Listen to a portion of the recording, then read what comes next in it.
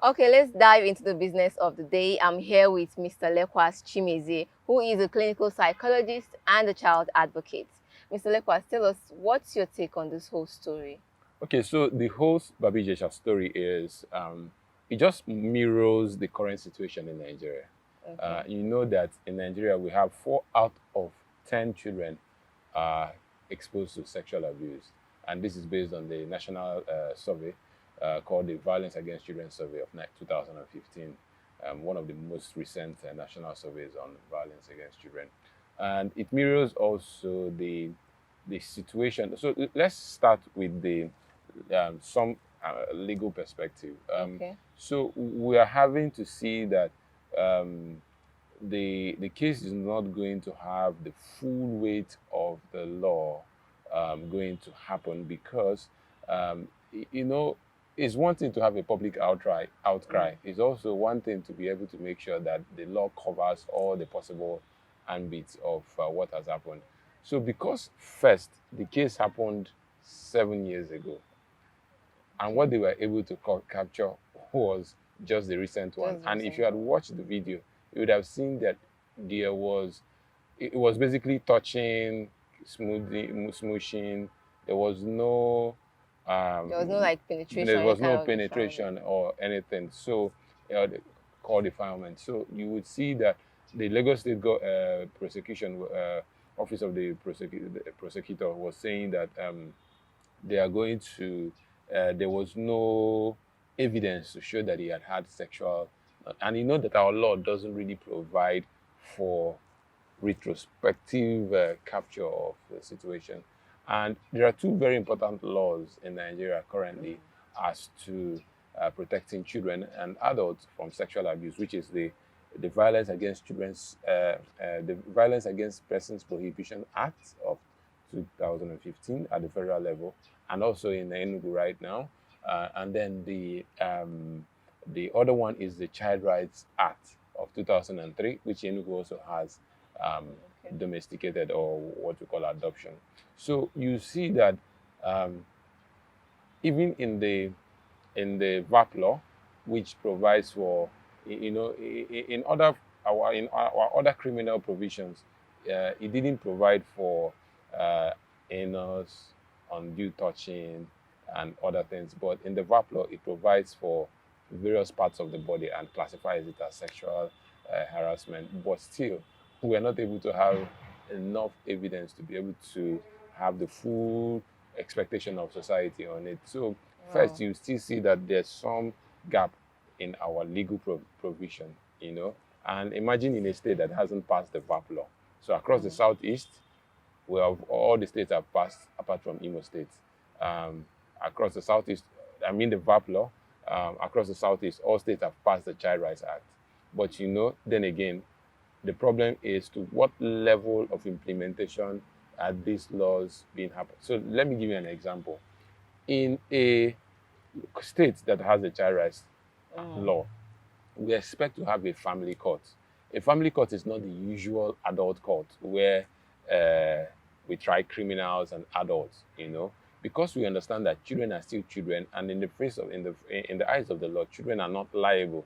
So you cannot hold children liable to have committed a crime. They can only be in conflict with the law. So we are doing everything to rescue the child. So in the family court, the court is a friendly court. It is not the usual court where you see the big magistrate, the chief judge, and all that in their full Okay. regalia that may scare the child. But it is a court that protects the interest of the Yeah, the child. child. For example, ensures that it's not everybody that enters into the court, and Okay. for issues of stigmatization. Also, it's a friendly environment where you have lawyers, psychologists, social workers who Okay. advise the judge on the developmental stage of the child and why the child may be doing what he or she is doing. So the law would have an understanding that this Understand. child is still at a growth stage. And so in states where these things are not available, it's a problem. And even if passing the law is one thing, it is not the implementation. So the law provides for state child rights implementation committees these committees are supposed to facilitate and help run the implementation of the child rights law. So to what extent do we have state child rights implementation committees across the Southeast, the places where they have passed the law, and they available to help facilitate and talk to these people and facilitate to make sure that the laws are available and the provisions are available? Is the state government investing in the state child rights implementation committee? It's one thing to be interested in providing committees, but it's yet again, you must invest in these committees to start seeing results. So the Baba Ijesha issue, first of all, tells us that something is still wrong in our legal provisions to be able to protect our children much So more. it's not just the faulty legal provision. It's also the fact that there was no enough evidence. There was also the evidence was not enough. The evidence Okay. was not enough, and you know, you wouldn't say because you want to get evidence and you want to allow him to have Exactly. Like, sex with the did child. you, in your own opinion, do you think she was actually right to have, subjected the child to that traumatic, because she kind of said the whole thing of like the guardian of the child now. The Yeah. second time they tried to get evidence, they set the whole thing up for the Baba Ijesha to come back and, repeat the same thing. Do you think it was right for her to, subject this child in that traumatic So position again? everything that we do in the child rights UN Convention on the Rights of the Child, which which also guides many of the Child Rights Act of Nigeria. There are certain guiding principles in it, which is called the best interest of the child. In this context, what is the best interest of the child?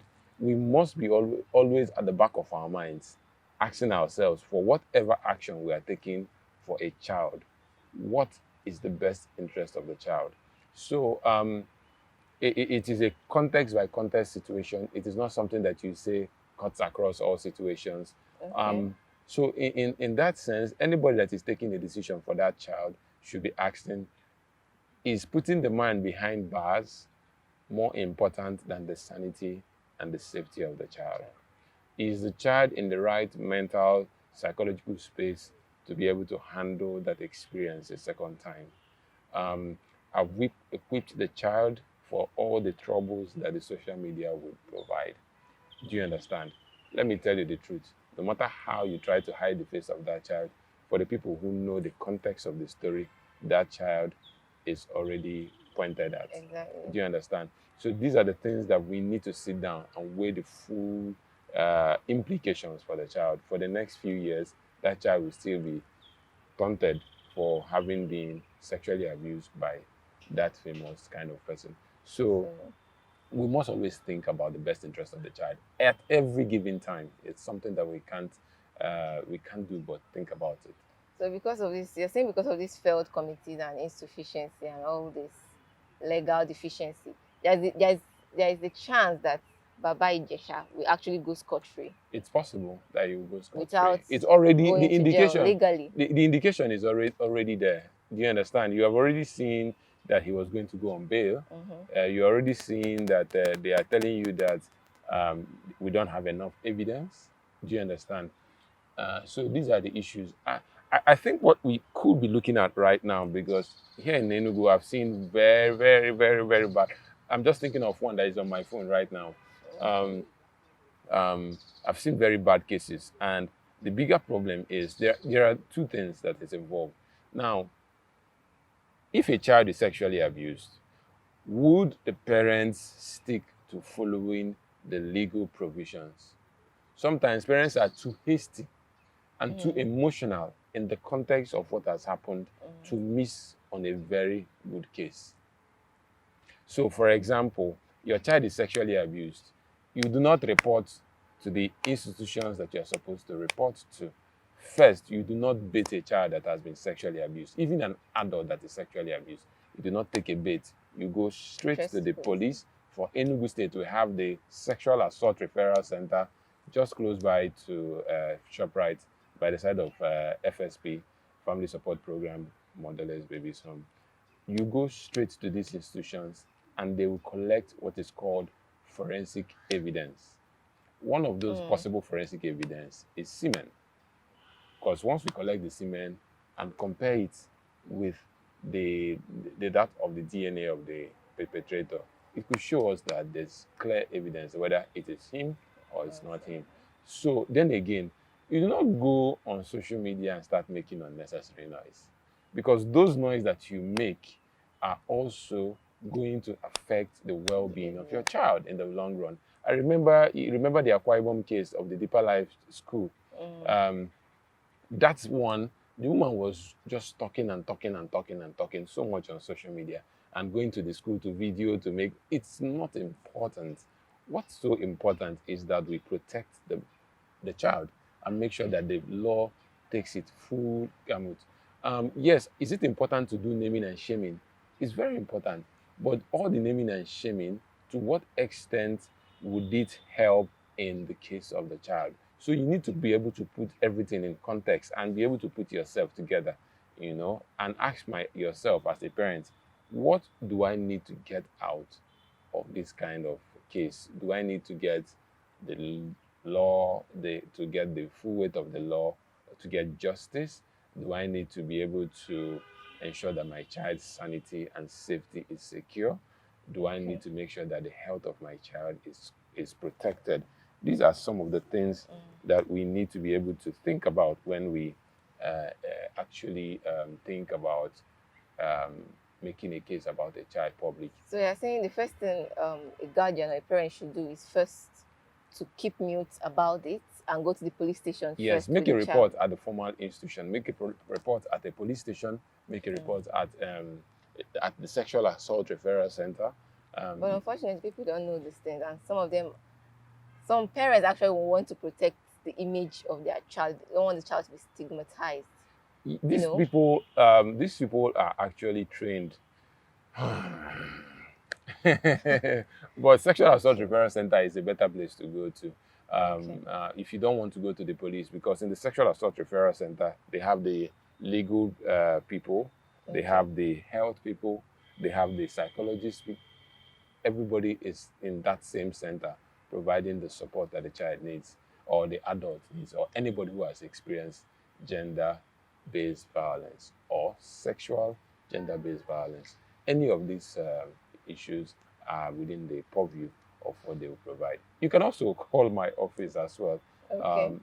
Although we do not provide the health, the immediate health provisions, for example, the suturing, the collection of forensic evidence and all that, but we can help guide you on how you'll be able to navigate through the justice system, the child protection system, to be able to get the best out of the situation. Child sexual exploitation is a very terrible experience. So how do you think it affects the child in his or her lifetime? So we have known that children who experience states of chronic fear and anxiety, and I repeat, states of chronic fear and anxiety, have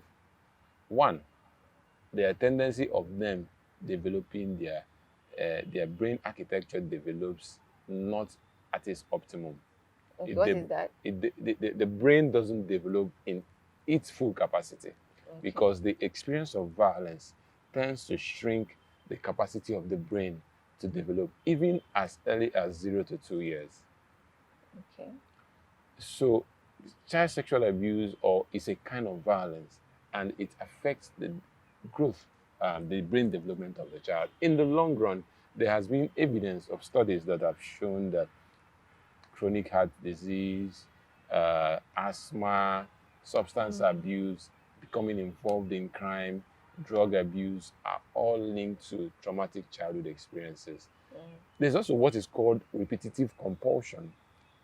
This doesn't really only apply to sexual experiences, but there's a tendency for people to repeat childhood experiences. So there's a tendency that the adults who eventually abused children were abused as children.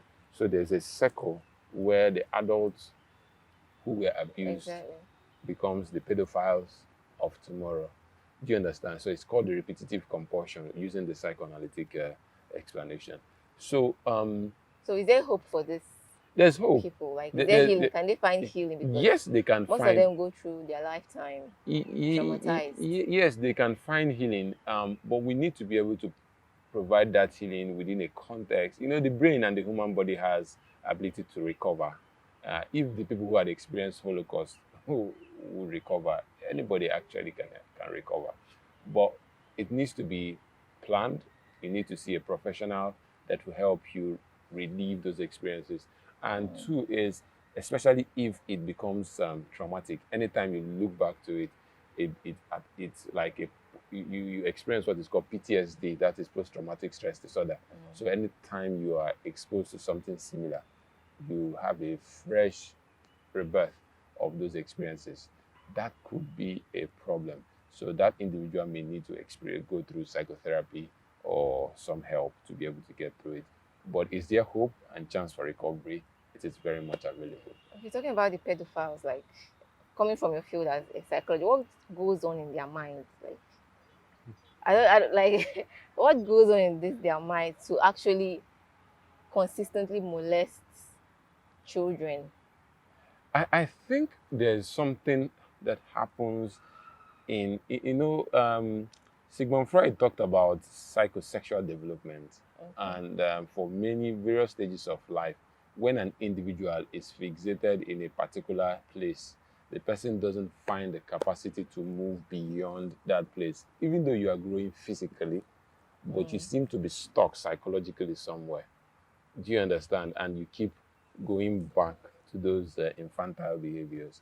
Um, I think that sometimes there seems to be some kind of imprintive learning. You know, imprintive learning is the kind of learning that happens without you necessarily actively being involved in it. So let me give you an example of imprintive learning. You see ducks, when the ducklings hatch, they follow the duck uh, in a straight line. They keep walking together. Nobody told them to walk. I think that early stages of life, especially before the ages of 9, when children have sexual experiences, they may get stuck there, especially if they are sexually abused by an adult. So there's been a story that a young child was standing on the road waiting for a ride to take him to where he was going. So a man came around, captured, took him, and then went and had sex with him. It was a boy. So even though the sex was rough and it was rape, the boy, after some days, still came back to that same spot, thinking that the man will come back and pick him up. So there may be some kind of imprintive learning with early sexual experiences that they may have been traumatic. Um, right now, I can't remember what it is called, but there are some females, when they have been sexually abused, they can only get sexual satisfaction and climax if you repeat those kind of kidnapping experiences. I've forgotten exactly what's called right now. So they want to have sex, and they want you to come in the evening, put a mask on their face, put them in the vehicle, take them to drive through, take them to one place, then have sex with them. Then for them, it can feel like they have had sex satisfactorily. So it is because of that kind of experience, that kind of being stuck in that place, you know. But basically, what goes on in their minds, probably they are looking for sexual satisfaction, you know, and what sexually satisfies them could be that child because of the early experience that they have had.